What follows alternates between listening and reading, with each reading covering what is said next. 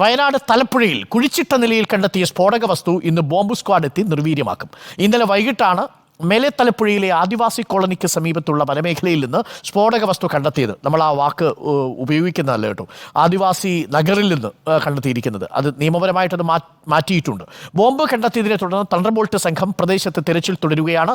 സ്ഫോടക വസ്തു നിർവീര്യമാക്കാനുള്ള ശ്രമങ്ങൾ ഇന്നലെ നടത്തിയെങ്കിലും ഫലം കണ്ടിരുന്നില്ല. നമുക്ക് പ്രതികരണം ഒന്ന് കേട്ടുവരാം. ഇന്നലെ ഞങ്ങൾ ഫീൽഡിൽ പണിക്ക് പോകുമ്പോൾ കാട് ഇങ്ങനെ ലൈനിൽ കൂടി ഇങ്ങനെ വെട്ടി പോകുമ്പോൾ ഇത് സംഭവം ഇങ്ങനെ ഒരു വയറ് കണ്ടു. അപ്പോൾ അത് ഞങ്ങളിങ്ങനെ സംശയം കൊണ്ട് പൊക്കി നോക്കുമ്പോൾ ഇങ്ങനെ സംഭവം വയറിങ്ങനെ നീണ്ടു കിടക്കുന്നുണ്ട്. ഫെൻസിങ്ങിൻ്റെ തൊട്ടടുത്ത് ഇങ്ങനെ ഒരു കുഴി കാണാനിടയായതും പിന്നെ അതിൻ്റെ അകത്ത് പ്ലാസ്റ്റിക്കിൽ പൊതിഞ്ഞ് രീതിയിൽ സ്റ്റീലിൻ്റെ മോഡൽ അതിൻ്റെ അകത്ത് കണ്ടത്. പിന്നെ ഞങ്ങൾ വേണ്ടപ്പെട്ട ഉദ്യോഗസ്ഥന്മാരെ അറിയിച്ച് അവർ വന്ന് പരിശോധിച്ച് കണ്ടപ്പോൾ തന്നെ ഞങ്ങൾക്കൊരു സംശയം തോന്നി. ബോംബാണോ എന്താണെന്നുള്ളത് അറിയില്ല. സംഭവ സ്ഥലത്ത് ഇപ്പോൾ ഞങ്ങളുടെ പ്രതിനിധി ദീപക് മോഹനുണ്ട്. ദീപക് മോഹൻ, സ്റ്റീൽ ബോംബാണോ? അത് ആ ബോംബിൻ്റെ സ്വഭാവം എന്താണ്?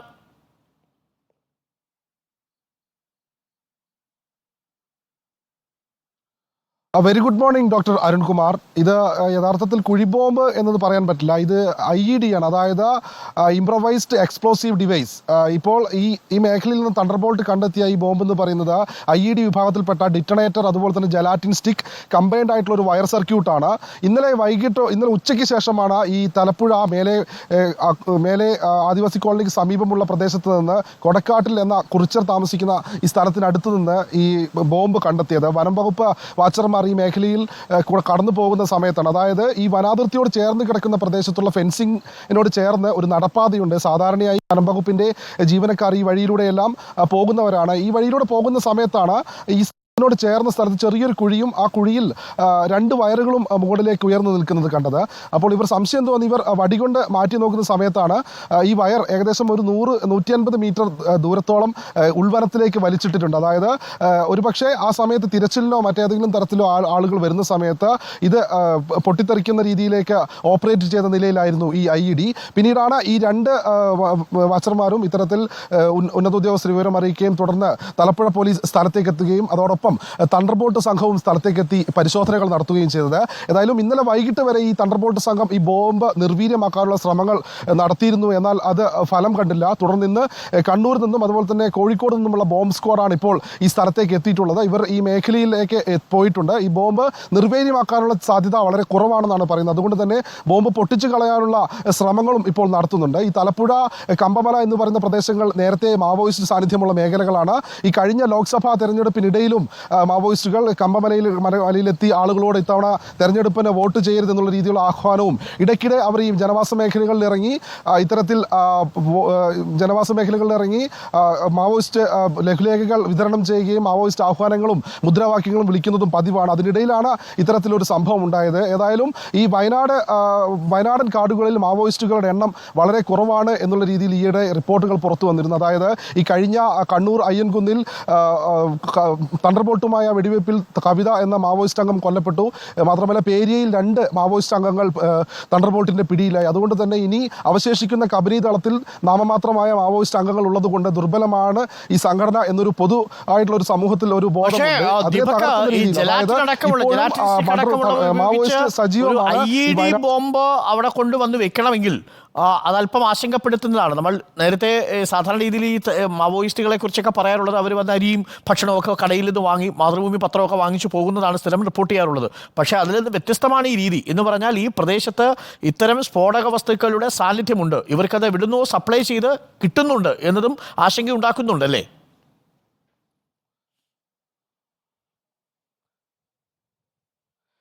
തീർച്ചയായും അരുൺകുമാർ. അതായത് മറ്റൊരു കാര്യം, കേരളത്തിൽ ആദ്യമാണ് ഇത്തരത്തിലൊരു IED ഓപ്പറേഷൻ അത് മാവോയിസ്റ്റുകളാണെങ്കിൽ അവരുടെ ഭാഗത്തുനിന്ന് ഉണ്ടാകുന്നത്. മാവോയിസ്റ്റുകളാണോ എന്നുള്ളതിൽ കൂടുതൽ സ്ഥിരീകരണം പോലീസിൻ്റെ ഭാഗത്തുനിന്ന് വരേണ്ടിയിരിക്കുന്നു. അതായത് മറ്റ് ദക്ഷിണേന്ത്യ ഭാഗങ്ങളിൽ മാവോയിസ്റ്റ് സാന്നിധ്യമുള്ള മറ്റ് ഇന്ത്യയിലെ പ്രദേശങ്ങളിലാണ് ഇത്തരത്തിൽ ഒരു ഗറില്ല, ഒരു ഒളിപ്പോര് രീതി മുൻപ് മാവോയിസ്റ്റുകൾ പിന്തുടർന്നത്. കേരളത്തിൽ ആദ്യമായാണിത്. ഇത് ഈ ജലാറ്റിൻ സ്റ്റിക്കും അതോടൊപ്പം ഡിറ്റണേറ്ററും ഘടിപ്പിച്ച വയർ സർക്യൂട്ടുകൾ ഉപയോഗിച്ച് നീളത്തിൽ വയർ ഉൾവനത്തിലേക്ക് വലിച്ച് അത് ഒരുപക്ഷെ ആ പ്രദേശത്തേക്ക് ജനവാസ സാന്നിധ്യം ഉണ്ടാകുന്ന സമയത്ത് ഈ രണ്ട് വയറുകളും തമ്മിൽ ഘടിപ്പിച്ചാൽ വലിയ രീതിയിൽ പൊട്ടിത്തെറി ഉണ്ടാവാൻ സാധ്യതയുണ്ട്. വലിയ പ്രഹരശേഷിയുള്ള ഒരു ബോംബ് തന്നെയാണ് ഈ IED എന്ന് പറയുന്നത്. അതുകൊണ്ട് തന്നെയാണ് ഇന്നലെ വൈകിട്ട് വരെ ഈ പോലീസും തണ്ടർബോൾട്ടും കിണഞ്ഞു പരിശ്രമിച്ചിട്ടും കഴിയാത്തത്. അതിനെ തുടർന്നാണ് ഇന്നിപ്പോൾ കണ്ണൂർ നിന്നും കോഴിക്കോട് നിന്നും ബോംബ് സ്ക്വാഡ് ഈ മേഖലയിലേക്ക് എത്തി. ഇപ്പോൾ ദൃശ്യങ്ങളിൽ കാണാം, ഞാൻ നിൽക്കുന്ന ഈ സ്ഥലത്തിന് ചെറിയൊരു തോടുണ്ട്. ഈ തോട് കടന്ന് ഏകദേശം 100 മീറ്റർ ആ വനമേഖലയിലേക്ക് അകത്തേക്ക് പോയാൽ ആ ഭാഗത്താണ് ജനവാസ മേഖലയോട് ചേർന്ന് കിടക്കുന്ന വനമേഖലയോട് അടുത്തുള്ള ഫെൻസിങ്ങിനോട് ചേർന്ന് കിടക്കുന്ന നടപ്പാതയ്ക്ക് സമീപമാണ് ഇത്തരത്തിൽ ഇവർ ഈ ബോംബ് കുഴിച്ചിട്ടത്. അതുകൊണ്ട് തന്നെ ഇപ്പോൾ ആ ഭാഗത്തേക്ക് നമുക്ക് പോകാൻ നിയന്ത്രണങ്ങളുണ്ട്.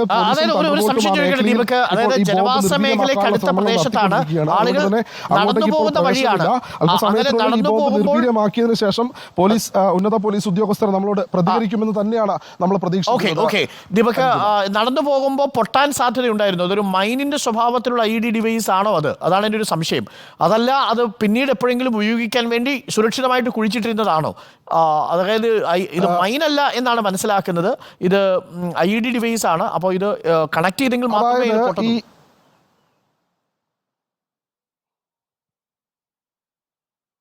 അതെ, അതായത് കുഴിബോംബ് എന്ന് പറയുമ്പോൾ നമുക്ക് സ്വാഭാവികമായും മൈനാണോ എന്നൊരു തെറ്റിദ്ധാരണ ഉണ്ടാകും. പക്ഷേ ഇത് കുഴിബോംബല്ല. യഥാർത്ഥത്തിൽ IED ഡിവൈസായ ഈ ഡിറ്റണേറ്ററും അതോടൊപ്പം ഈ ജലാറ്റിൻ സ്റ്റിക്കുമായി ഘടിപ്പിച്ചതിന് ശേഷം ഒരു വയർ സർക്യൂട്ട് ഘടിപ്പിച്ച് നീളത്തിൽ ഒരു വയർ ഉൾവനത്തിലേക്ക് 2 വയറുകളാണ് നീളത്തിലിട്ടിരിക്കുന്നത്. അതായത് നമ്മൾ ഒരു ബാറ്ററിയിൽ നിന്ന് നെഗറ്റീവും പോസിറ്റീവും 2 വയർ ഉപയോഗിച്ച് ഒരു ബൾബ് കത്തിക്കുന്നത് പോലെ കൃത്യമായി ഈ ബോംബുമായി ഘടിപ്പിച്ച് ഈ വയർ ഒരു 150 മീറ്ററോളം അകലത്തിൽ ഉൾവനത്തിലേക്ക് ഇട്ടിരുന്നു. അതായത് ആ ഭാഗത്ത് ഈ ബോംബ് സ്ഥാപിച്ചിരിക്കുന്ന സ്ഥലത്ത് ഒരു മനുഷ്യ സാന്നിധ്യമോ അല്ലെങ്കിൽ മറ്റൊരാരുടെയെങ്കിലും എത്തുകയാണെങ്കിൽ ഈ 2 വയറുകളും 150 മീറ്റർ ദൂരം അല്ലെങ്കിൽ 250 മീറ്റർ ദൂരം ഉൾവനത്തിലേക്ക് ഇട്ടിരിക്കുന്ന ഈ വയർ രണ്ടും ഒരുമിച്ച് ഘടിപ്പിച്ചാൽ ആ സമയം ഈ ബോംബ് പൊട്ടിത്തെറിക്കും. ആ രീതിയിലാണ് ഇതിന്റെ നിർമ്മാണ മെത്തേഡായിട്ടുള്ള രീതിയിൽ പോലീസ് വൃത്തങ്ങൾ നമുക്ക് നൽകുന്ന സൂചന.